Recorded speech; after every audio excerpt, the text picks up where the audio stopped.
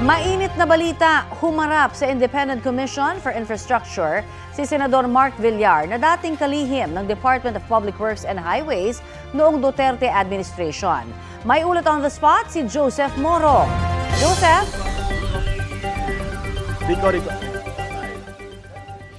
Yes, Connie, nakasalang na nga dito sa pagdinig ng Independent Commission for Infrastructure o ICI si dating DPWH Secretary at ngayon ay Senador Mark Villar. Ito ay matapos imbitahan siya ng ICI para magbigay linaw sa proseso ng budget ng DPWH. At DPWH Secretary itong si Villar sa panahon ni dating Pangulong Rodrigo Duterte noong 2016 hanggang 2022. Si Villar din ang sinasabi ni dating DPWH Bulacan District Engineer Henry Alcantara na nag-promote sa kanya bilang District Engineer noong 2019.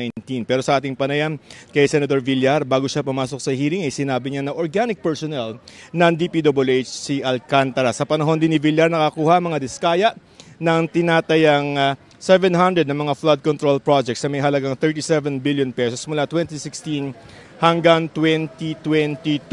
Dumating din, Connie, ang mag-asawang diskaya at sa mga oras ito ay mukhang may natapos na resource person itong ICI at narito ang pahayag ni Secretary Villar. Sir, yung associate, how do you know ba si Alcantara?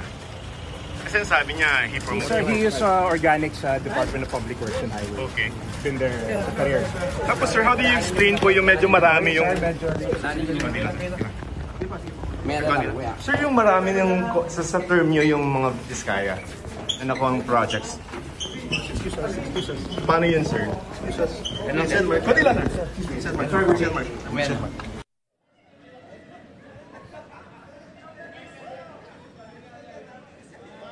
Connie, pinabulaan na naman ni ICI Executive Director Attorney Brian Hosaka yung sinabi kahapon nitong si Caloocan 2nd District Representative Edgar Arice na may isang miyembro ng ICI na gusto nang mag-resign o magbitiw sa pwesto dahil sa tila kawalang kapangyarihan ng ICI. At ayon dito kay Attorney Hosaka ay hindi yan totoo, buo ang ICI at ang patunay nga raw ay ang kanilang pagdinig ngayong maghapon, Connie. Maraming salamat, Joseph Moro.